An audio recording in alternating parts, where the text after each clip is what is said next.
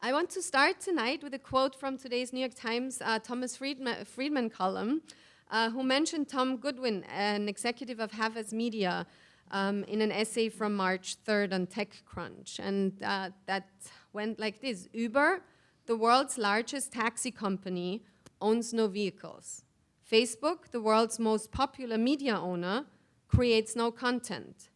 Alibaba, the most valuable retailer, has no inventory. And Airbnb, the world's largest accommodation provider, owns no real estate. Something interesting is happening. Indeed, something very interesting is happening, and the world of photography and image making is heavily affected and changed by these phenomena.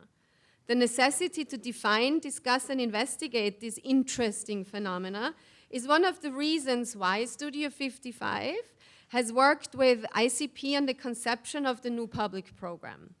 A program with a special focus on multimedia storytelling, social media platforms, new narrative tools, and entrepreneurship.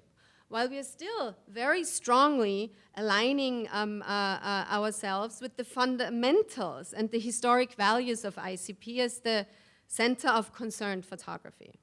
The three foundation columns of the program are ICP Talks, which are panels and talks, the meetup, which we're having tonight, which really investigates and explores photography and entrepreneurship and challenges and opportunities that the tech community offers the field of photography, and ICP workshops, kind of like low-level how-to workshops that take down the boundaries of expectation of certain mediums. Next week we have a how-to Instagram workshop, for example.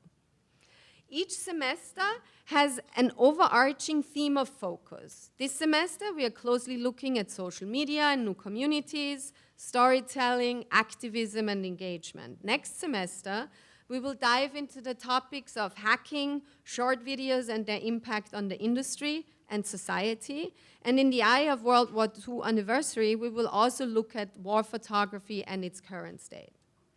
We hope that the new program offers you, the audience at ICP, to learn, explore, and educate yourselves in today's quickly changing environment, from classic masters and them sharing their process and in photography, to new media entrepreneurs and visual storytellers.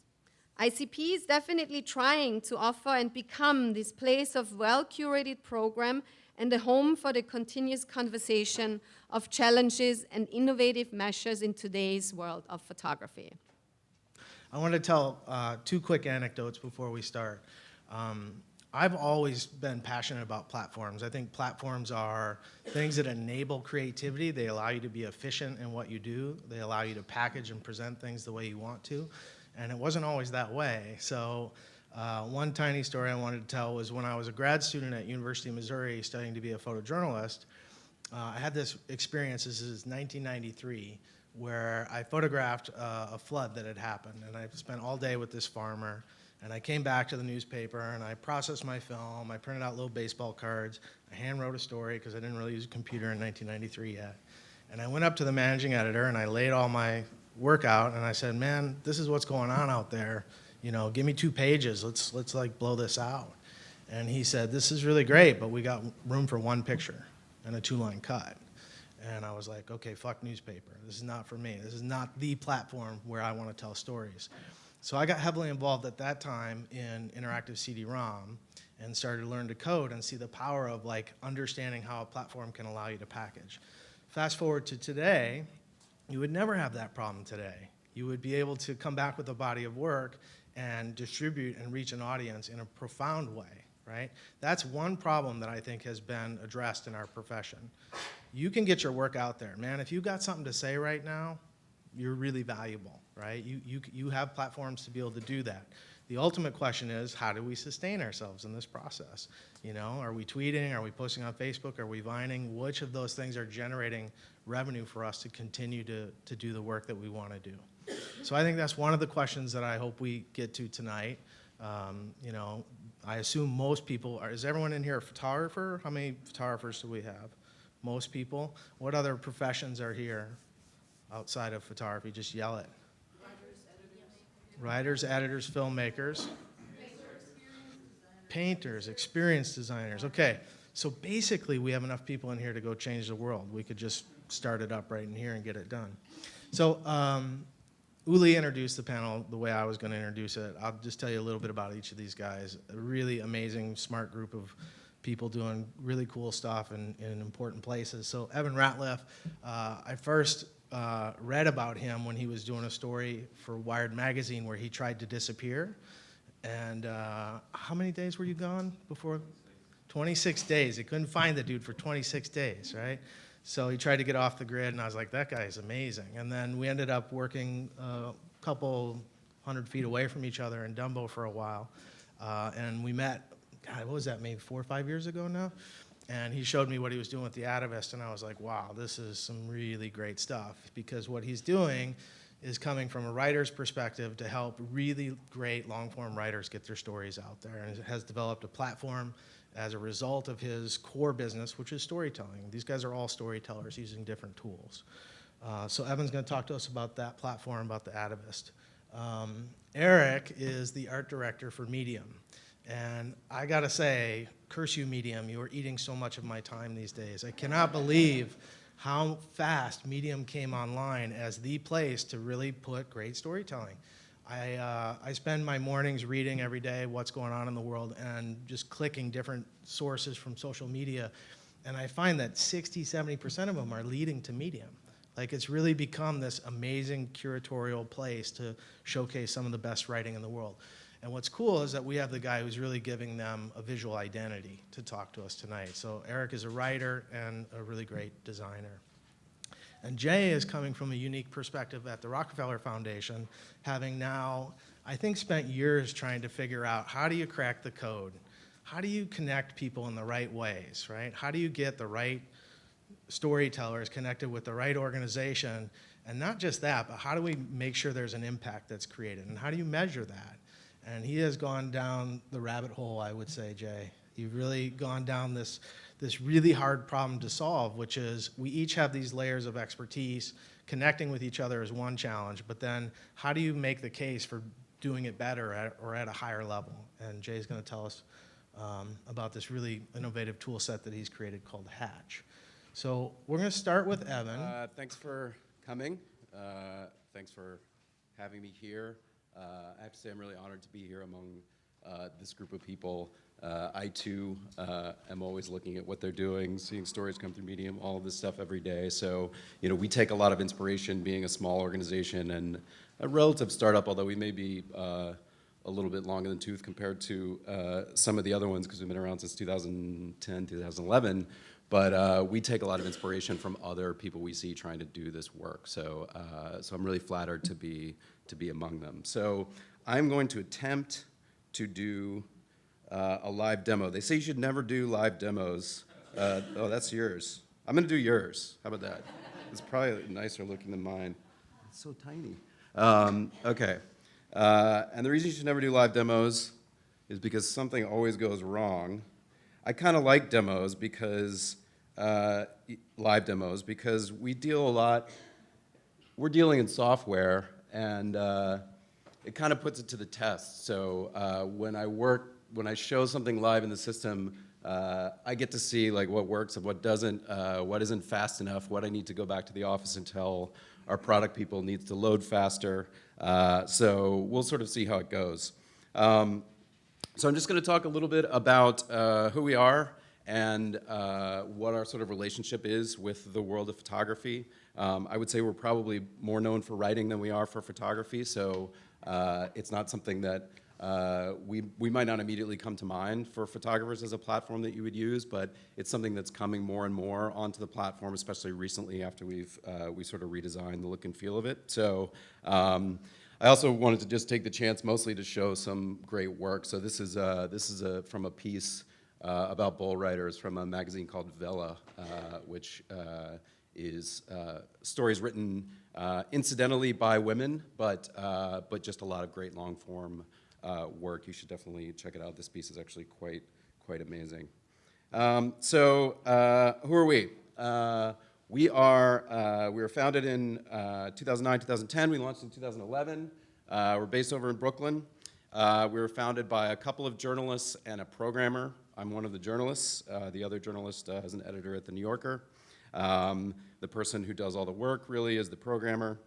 Now we're about 15 people, and that's a mix of designers and programmers, editors and producers for our own editorial, which I'll talk about in a minute, and some business folk to try to make sure we can all keep doing it.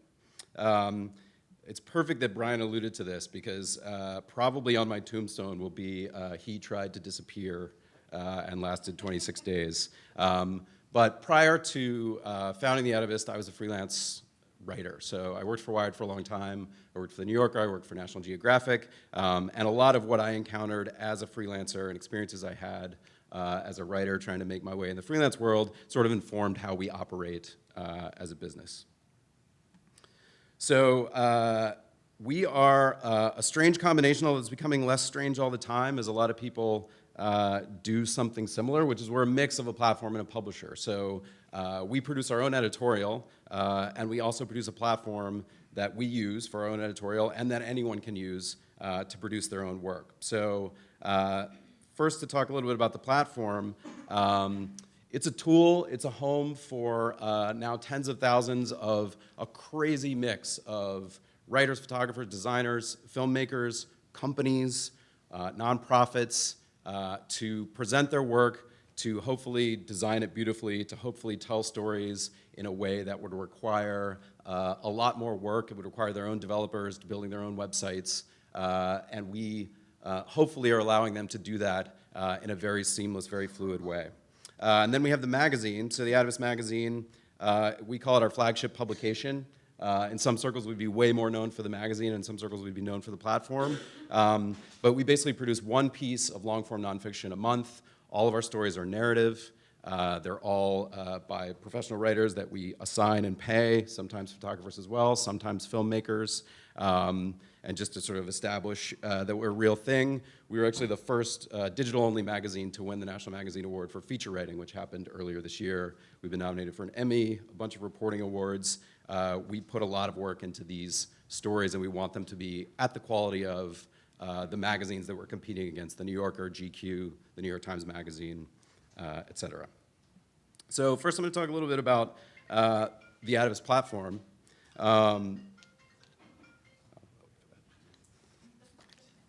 It's fine. It happened to me in a movie the other day. So the Atavist platform, we have sort of 4 basic principles for people who are coming to the platform and producing their work on it, which again is a range from an individual person, which I'll talk about, all the way up to an organization, a publication that's building on top of the platform.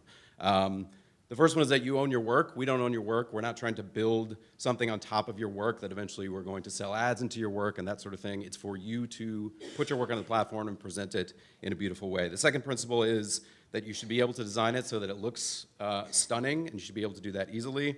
The third is that you can easily create with any type of media, and a big part of what we launched with is the idea, which is now very routine, but in 2010, 2011 it wasn't, that a long-form story on the web or in an app in a digital format could be very cleanly and beautifully designed, that it could really highlight photography, that it could really, we could really think about typography. If you think about 2005, 2006 web, basically everyone was saying, you shouldn't be doing this, and if you are doing it, just throw your stuff up on the web and fill it with banner ads.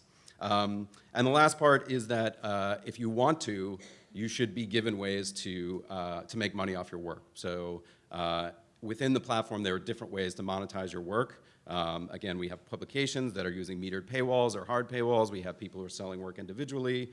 We use a metered paywall for our own magazine. But the idea is that within the platform, you're given those tools and that ability to do that. So what is the platform? I'll just show it to you really quickly. Again, like, this is live. This is the chapter that we're looking at right now.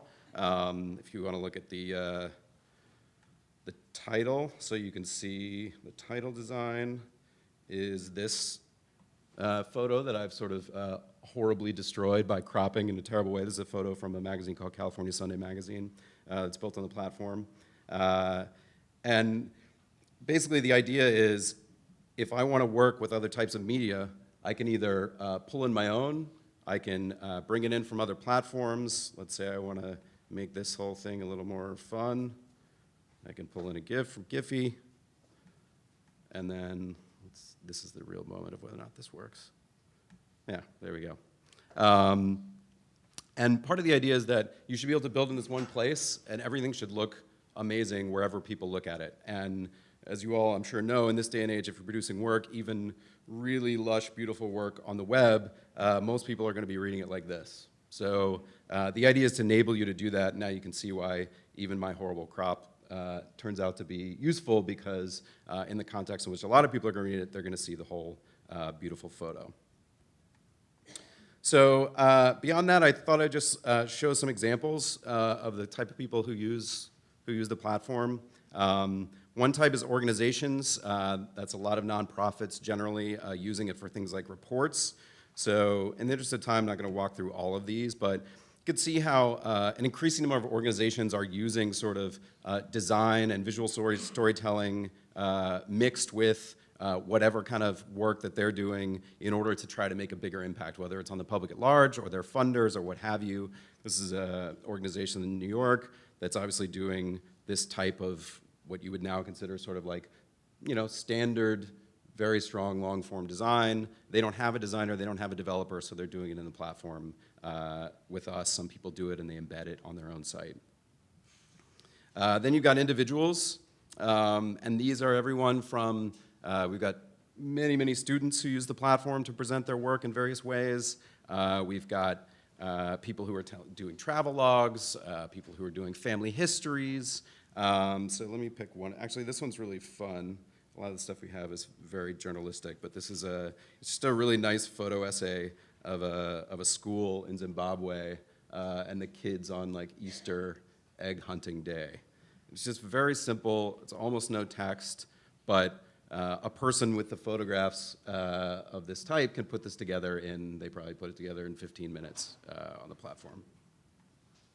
So then beyond individuals, there are publications, and these are people who are building sometimes their entire digital infrastructure on top of the platform. At the higher levels, you were able to go into a developer portal and build yourself. So if you do have developers, this is from California Sunday magazine. It's a magazine that launched last year. It actually has a print version that's distributed in the LA Times and the San Francisco Chronicle. It was actually a finalist for design at the National Magazine Awards after only, I think, 3 or 4 issues. So you got people like that who are actually, their whole architecture is built on it. You've got people like Tablet Magazine. I don't know if you know them. They're based here in New York. But they're doing some of their stronger long-form pieces in the platform and then embedding them back on their website. So this is a story about the last Holocaust survivors living in New York. It's got beautiful photos by Jason Florio, and they're paired alongside audio interviews with the subjects. So again, like we're sort of trying to not only ourselves, but get people using the platform to kind of push the boundaries of how media can be integrated into this type of storytelling. And then I wanted to show a couple of the California Sunday pieces because they have a really strong emphasis on photography, and some of their photography is amazing. Actually, if you saw the little thing pop up at the bottom, that's their metered paywall saying you've read one of 3 free stories before you have to subscribe. So this is a story. This is actually based on an exhibit, which I think is a Magnum. Yeah, it's a Magnum funded thing, or not sure. But basically 4 photographers traded off in a house in California and went out and shot over a period of 2 weeks each. And you could sort of see, like, obviously the web has become a place where this kind of full bleed photography can be made to look beautiful. Then there's all these other ways to style these types of portraits. Then I want to show this one just because I love the opening photograph. This is a photographer sort of wandering around the Tenderloin in San Francisco. I just love that guy. And then even in the service of, this is a story about hash oil, came out recently. Just gonna scroll to the sort of little mini photo essay about the science of it, with just like, it's almost like food photography styling. And then the last one I'll show of those is just, you can also do a type of breaking news on the platform. So we have publications. This is the Nepali Times, who put together this multimedia piece. Let's see if it loads. Put together this multimedia piece about a week after the earthquake. So, they're sending their reporters around. They're gathering all of this incredible material, incredible stories. But maybe on their particular website is maybe like a hacked version of WordPress. They don't have the ability to go in and sort of create a new template for this type of storytelling. So they would come do it on the platform and then just sort of link out to it. So it's pretty fantastic photography. The videos are pretty good too. And then finally, the Atavist magazine is where we sort of try to set the standard of what people can do on the platform. So it's both what we love doing, it's kind of the soul of the company, our own editorial, but it's also trying to show people how it can be used. And we, in our stories, so we try to do stories that, first of all, that will last.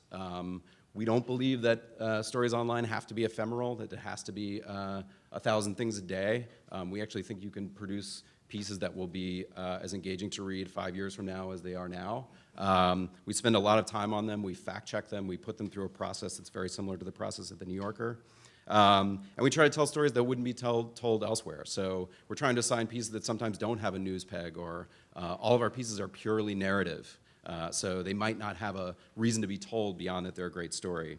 And finally, we have a term for the type of storytelling we do, which is cinematic storytelling. So that's both in the writing and in the design. And we have a very sort of design mandate to try to make things feel cinematic. And there's a sort of business aspect of that as well, which is that a lot of the stories are optioned as film and TV properties when we're done with them. So I could walk you through these, but I actually would rather end like a little early than take you through them. But you can go to the magazine website and check them out. It's everything from the story about Rwanda, the Rwandan genocide, to bank heists, to stories about the loneliest whale in the world that can't communicate with other whales. So what binds them together is that they're narrative pieces, and that we put this sort of level of design into them. So in the spirit of maybe finishing early, according to my watch, I'm going to stop there. Okay, stay right there. Are you want me to stay? So Evan, it's a beautiful tool set. It's a great platform. You have a gift of curation. It's all great. It's all worth my time, which on the internet is one of the really hard things to find a place that's actually worth your time. But I gotta ask you the question that you know is coming, that everyone needs to know. Like, what's in it for me as a photographer? How does it work? Am I just feeding content to a place that shows my work in a beautiful way?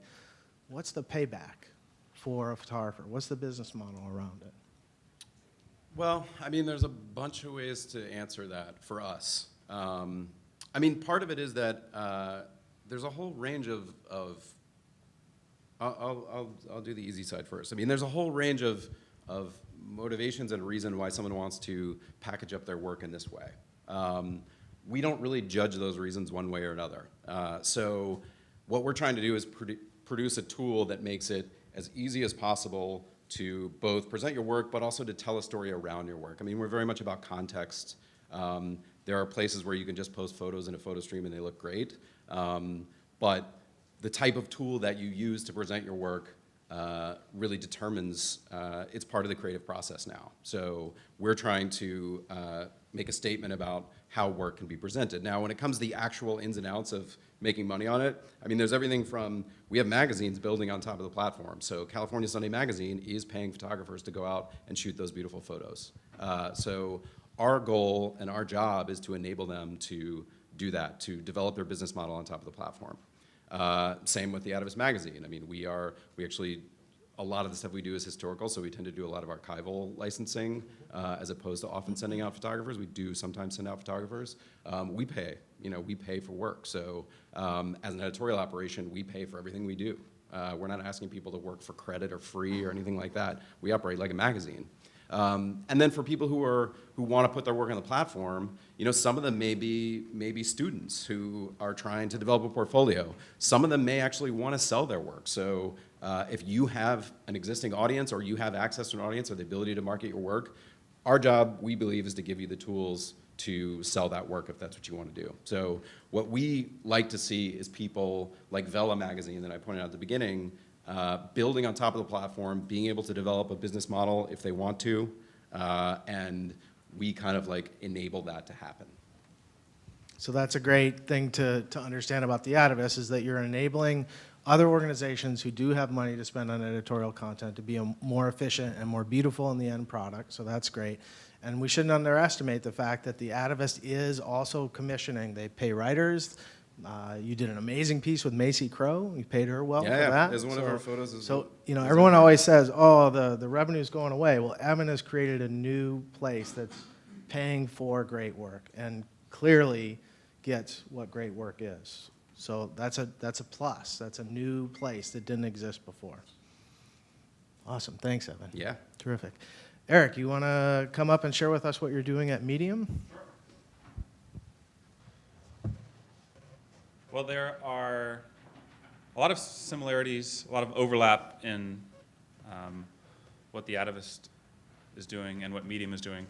And so I'll try to cover some of those things and maybe focus on other capabilities that Medium has and other things we're working on, in addition to the gorgeous CMS like the Atavist has. My presentation is also a lot more about me because I don't have a cool wired cover story to show. So I'll try and breeze through that and get to Medium. So I started out, I've been working in magazines and journalism in New York for the past 11 years. Started out at a quarterly called Nest, which was about interior design, and we took a lot of care, could make these very special publications with die-cut edges and scratch and sniff covers, and moved from there to Metropolis magazine, which was a monthly about architecture and design, is a monthly about architecture and design, where I became very interested in a seamless blend of photography and illustration and typography, where maybe you couldn't tell where one ended and the other began, and I just was never going to put a photograph inside of a rectangle ever, and was going to just mash it all together and tell this. I read the copy and then would try to recreate the feel of the copy in what was happening on the page. So these are a few layouts from Metropolis. And then I left there and moved to Finland and became a part of a design collective called Antaksi, which means pardon me in Finnish, which was a group of interdisciplinary designers, photographers, artists, fashion designers, working collaboratively on projects like this club space we were designing in the bottom photograph. We created a furniture exhibition in the center of town and put it inside of a kiosk that we rented. We had fashion shows in the public skating rink and also on the tram in the middle of town, and curated or commissioned to do installations like this one at Helsinki City Hall in the middle of wintertime to create the feeling of being in a forest. And that was a blast. And then I went to Pentagram for a while and worked with Paula Scher's team to design Jon Stewart's second book after America. This one was Earth. And used a lot of the cheekiness and humor from Antaksi and that aggressive layouts from Metropolis to work with John and his writer's room on a book that was like if an alien came to planet Earth and didn't know what human society was. This was like the third grade science textbook explaining what we humans are all about. And again, using illustration and photography and type in this very layered visual way, heaven and hell. A little while after that, I went to Newsweek when Tina Brown took the reins, and we worked on a big relaunch for a couple of years. And I guess what I brought from that is the way that the cover happened every week, which was like design 1 million of them and hope that she blesses one. So this was when Barack Obama finally acknowledged that he didn't have a problem with gay people, and the gay-lo in the top left ended up running. This was on the politics of sex. Again, just trying concept, trying photography, trying type, trying illustration to get it right and to find something that's going to resonate with readers. This was one record week where we did 82 different covers on 3 different topics, and I can't even tell you which one we published because this almost killed me. And in the meantime, I do a lot of my own independent publishing. This was at the New York Art Book Fair a couple of years ago, where I show off FAQ&P, which is a queer nerd publication that a friend and I produce every so often. These are some of the back issues, or some of the issues of FAQ&P that we've done around different themes: education, obsessions, travel. I also have another publication called Red Line Blues, which is more literary journal, and working on an illustrated novel, which again is I'm taking photographs and then drawing into the photographs that accompany the narrative text.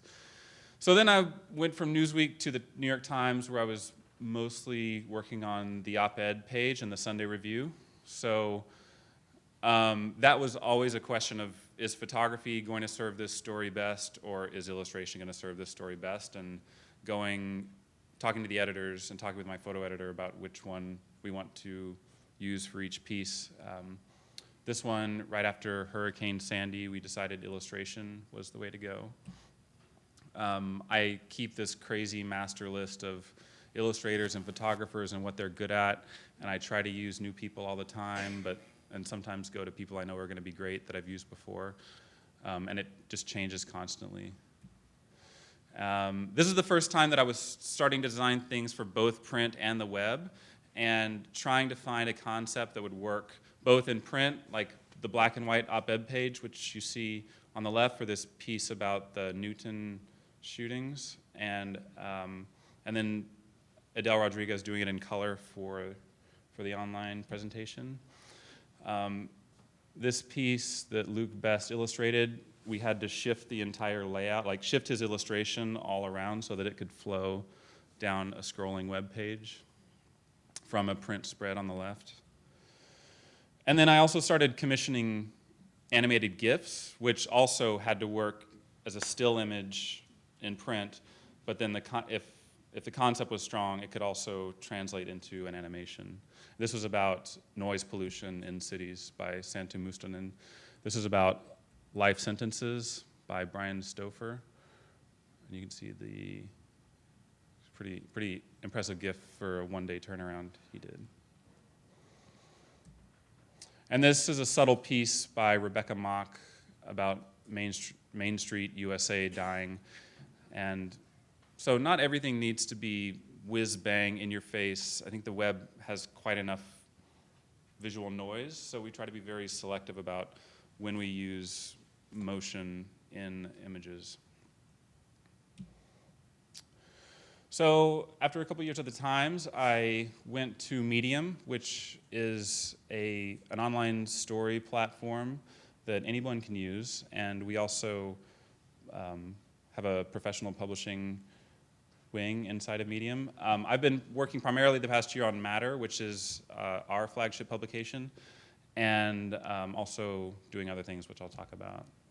So this was a big feature that we commissioned and produced last year that Sebastiano Tamata shot. He went with Matt Akins to Aleppo, Syria, and did a story about a group of civil defense rescue workers. And so you can get a taste for what a Medium feature layout, integrating text and photography and drop caps looks like every single thing that I've ever built on Medium, anyone can do. You can go home and do this at your house, this exact same thing. There are no special tools that I have. So in a way, I'm kind of eating the dog food and just taking the tools that exist and seeing how we can do beautiful photographic magazine-style storytelling. So you can see the variation in image size, image placement. We get a little further down, and there's a video as well, which you can play.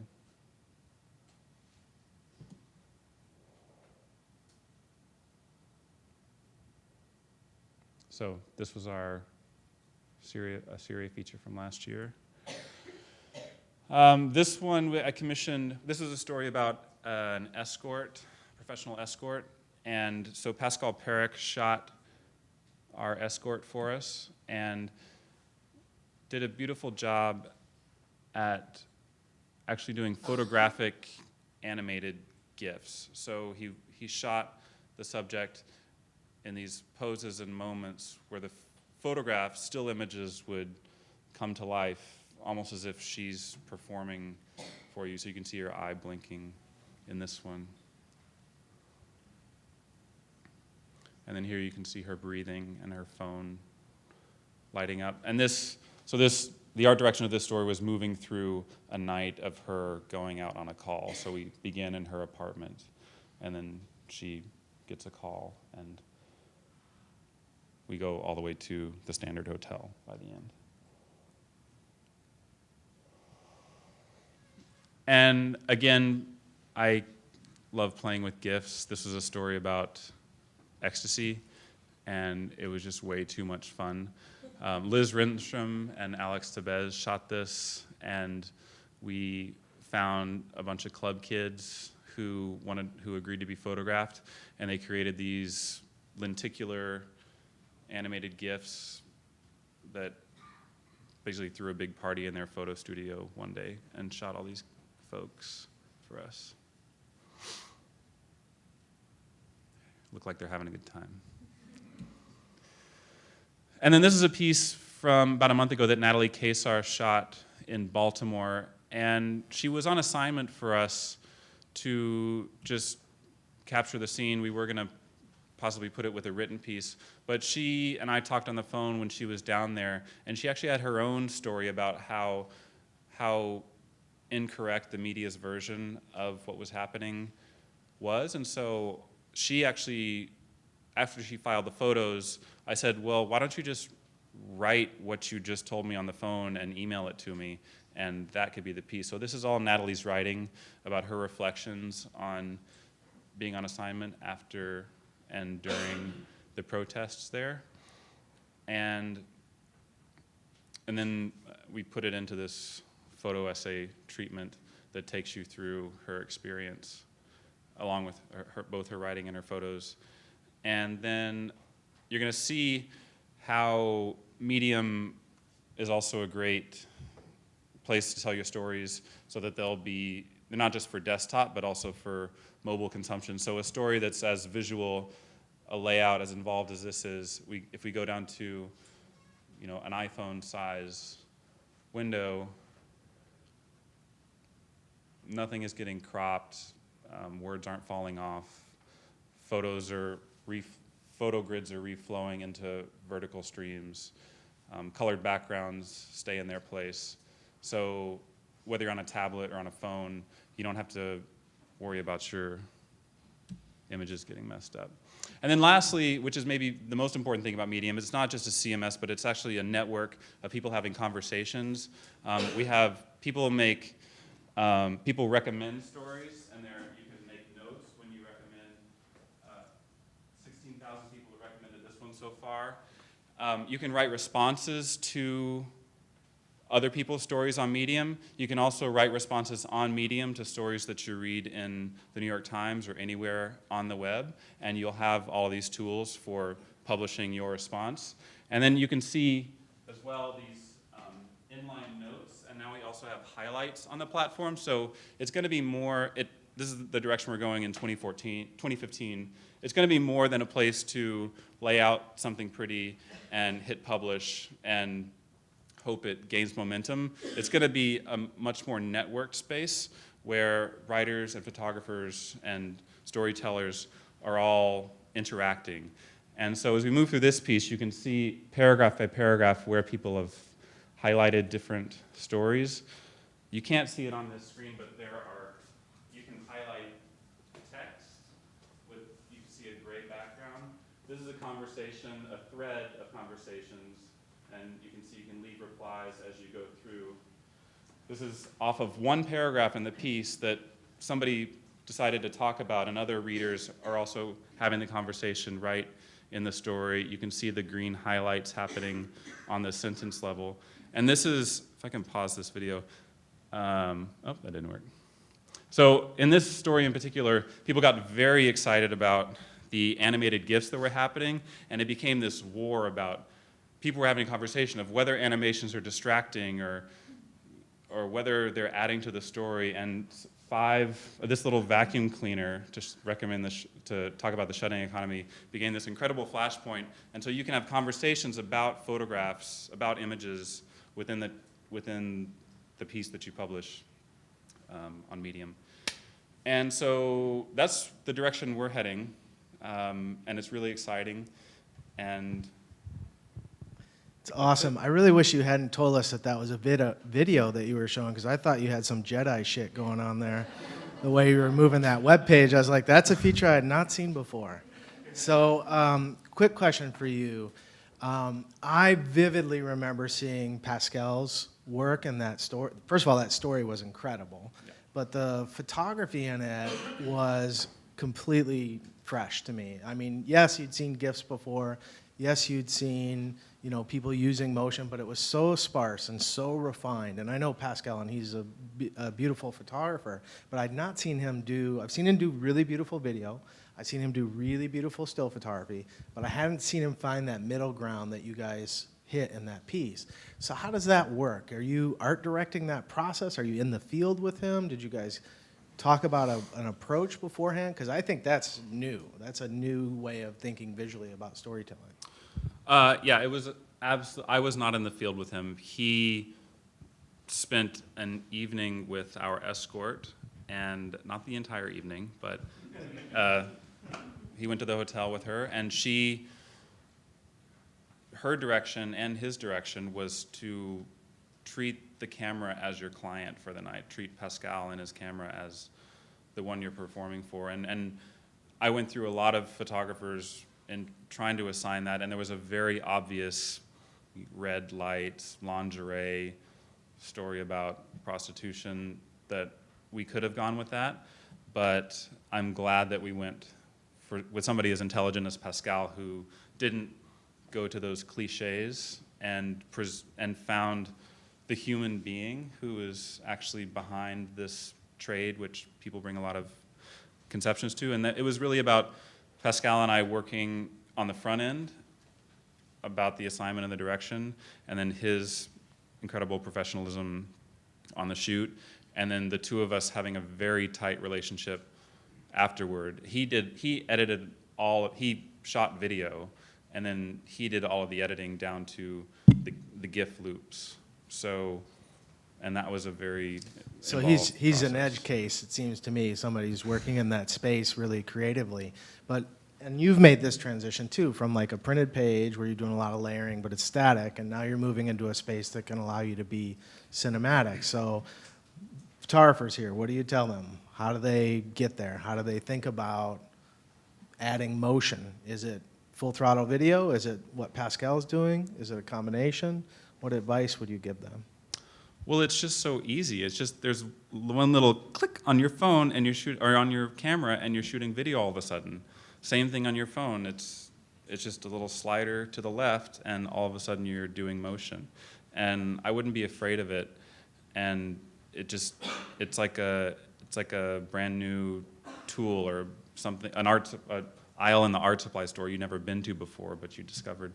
So I would experiment. The field is wide open right now, but publishers are hungry for motion, And so as more and more publications move online and start using these sophisticated tools like Medium and like the Atavist, I think readers are also going to want motion. Right, and you showed an in-between state there that's not full video, but it's like still leveraging the power of still photography, which I think is pretty interesting. Awesome, thanks, Eric. Thanks. Jay, you want to come up? All right, so I lead the digital efforts at the Rockefeller Foundation, which might sound strange, but for a foundation to have digital efforts. But what we are trying to do is figure out how we can leverage digital and technology to be more efficient and more effective in our work and in the sector's work. I think we all would agree that without question, digital has changed the game for everybody. And so what I'm particularly fascinated by right now is the moment of dynamism that we have around storytelling and digital technology. So I think we could agree that many of us are more connected than we've ever been to stories and information, but somehow we're a little bit disconnected at the same time. And it's never been easier to reach people, but it's actually never been harder to really reach them, is sort of a philosophy that we have moving on right now. So in the digital era, the shape and form of stories has considerably changed. Long-form narrative has been taken over by 140 characters, images that erase as soon as you open them up. And so there is a sheer moment right now where we have to really dive in and really leverage what's going on to drive more social impact, which is, of course, what we're deeply invested in. So I found a grantee to perform the first ever cross-sector, cross-discipline report, landscape report, on this really interesting intersection of digital storytelling and digital technology. We talked to tons of folks, Google, Tumblr, the White House, brand strategists, publicists, publications, you name it. And we published this report, sort of quietly, because we didn't really want to push this too much. We wanted just to be a good report. And so on the Rockefeller websites where we put it and didn't really promote it, and within about a week or two, it received about 30,000 views. And so that's far more than anything that's ever happened on our website before from a publication point of view. And so we realized we hit a nerve and what to do next. So the report has a bunch of great stuff inside of it. So there's insights about using storytelling as an evaluation tool. How are we knowing that we're making social impact? Can storytelling being that thing for us? There's opinions from publishers about how their business has changed, what they're looking for from organizations. There's best practices from Tumblr. And there's even ideas on how to staff and outsource things like photography. From the start, we were pretty clear that we wanted the research to be helpful, certainly, but we wanted it to have a direction and to be actionable. So we didn't want to just point to the problem, we wanted to point to a solution. And it was a process, and a really opinionated one, as you could imagine. So we landed on a few things, including workshops, trainings, competitions, the like, and a beta website called Hatch for Good. So, as it says here, stories with purpose don't just materialize. They're strategically planned, they're creatively crafted, they take a lot of thought, and especially to achieve measurable outcomes when it's applicable. There are hundreds, thousands probably, of resources, tips, case studies, blog posts, all are on the web about storytelling. And they're everywhere. I think we all probably read them on a daily basis. But there isn't really one trusted place that a weary worker can go to find out what's most important for their job. So I thought of Hatch as a sort of concierge, pulling together which I consider the best of the best around the web. These are thought pieces, case studies, mini case studies, tips, tools, you name it, all around how to really leverage and utilize storytelling to drive more social impact. So we launched a few months ago in beta, and so far we've had about a few tens of thousands of people have activated on Hatch. And we're finding it really interesting to see things like data, what people are visiting, where they're going most, where they're going least, how often they come back, what they're sharing online, and it's been really fascinating, and I think you will hopefully find this helpful as well. But I wanted to call out 5 highlights, and then I'll stop talking, that I thought would be particularly useful for you and your careers, but also perhaps for your clients, and how you can get a competitive edge for your clients.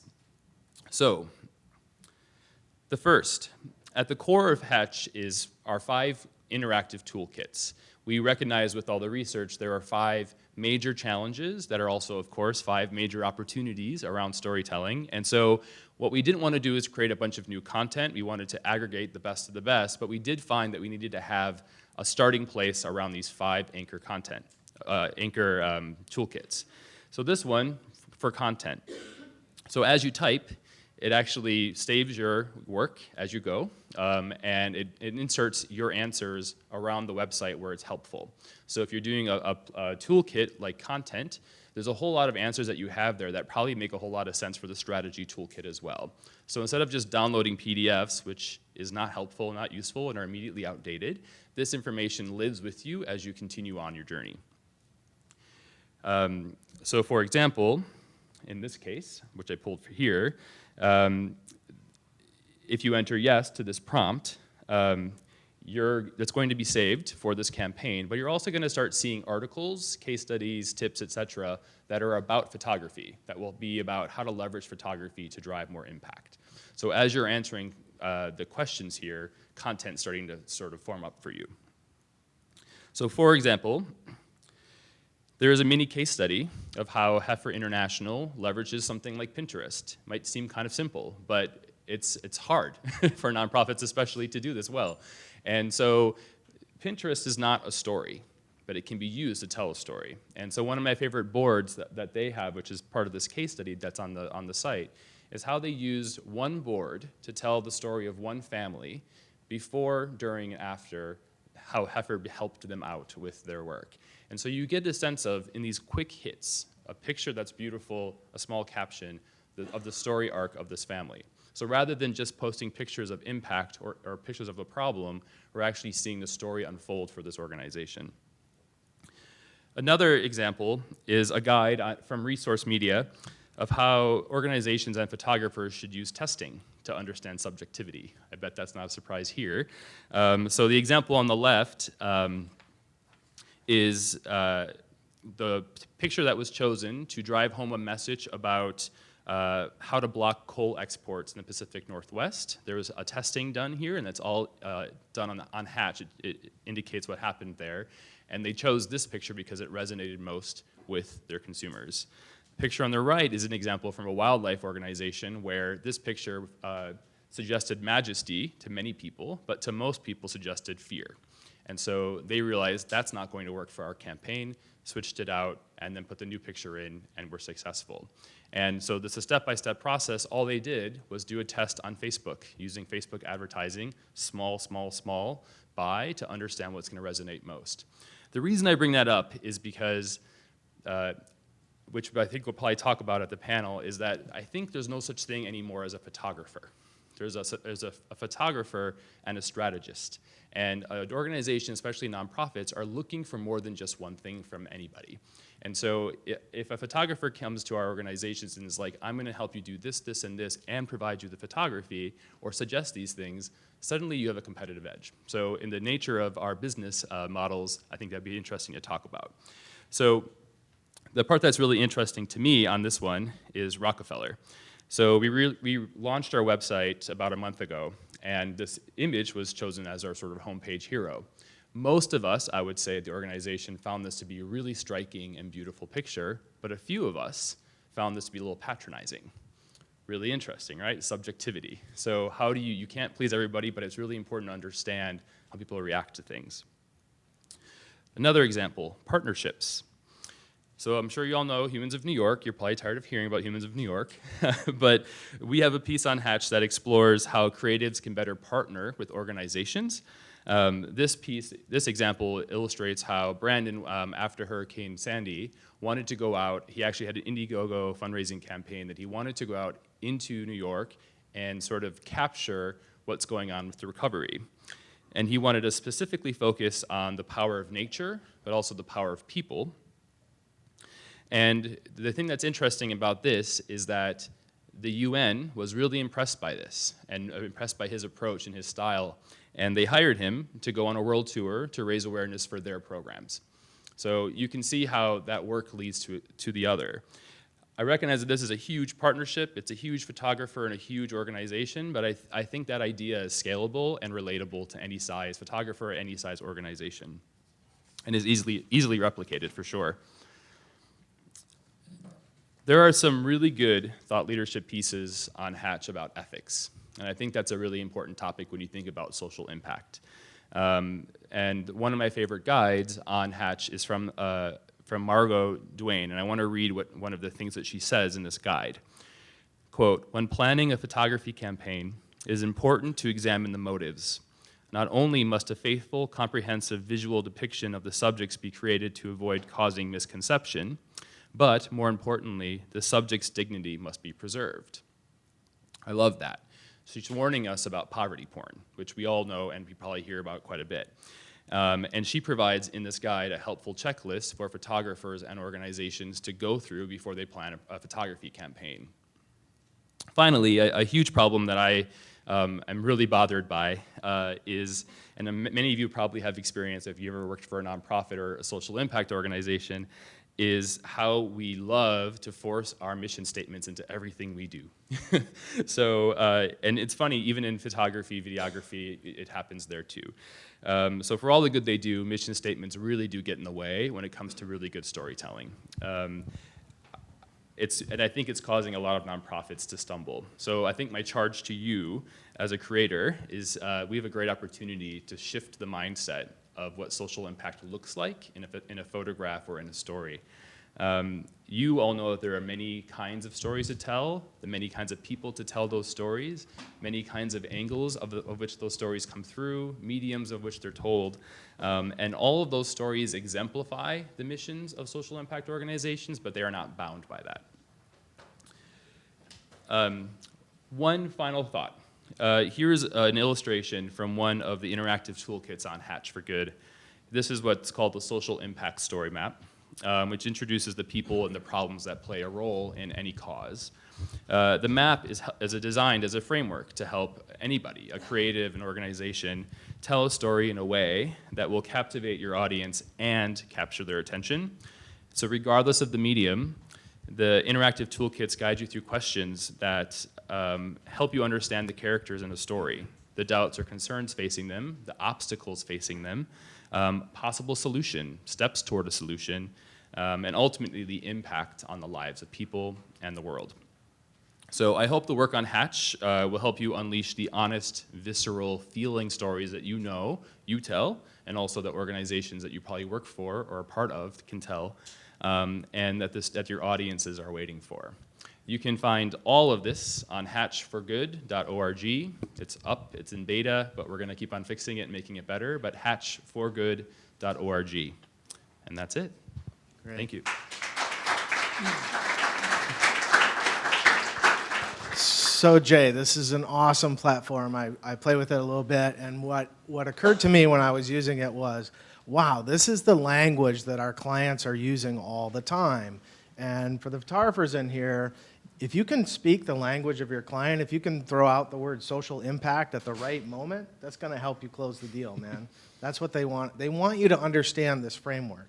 And what Jay's team has done here is really incredible because they've given us the full methodology. It's the playbook. It's a playbook to sort of go through, check out, and not lose. This is my fear with measurement. So Jay and I had this conversation on the phone. I lived through that phase where, as a journalist, we put out stories that we believed in. We intuited our stories. And then all of a sudden, the web hit and data was coming in. And we knew what stories were being read. And that was kind of a problem, actually, because the stuff that we cared most about was being read the least. We all know that Kardashian's ass is going to break the internet. But that's not what we do, right, in our profession.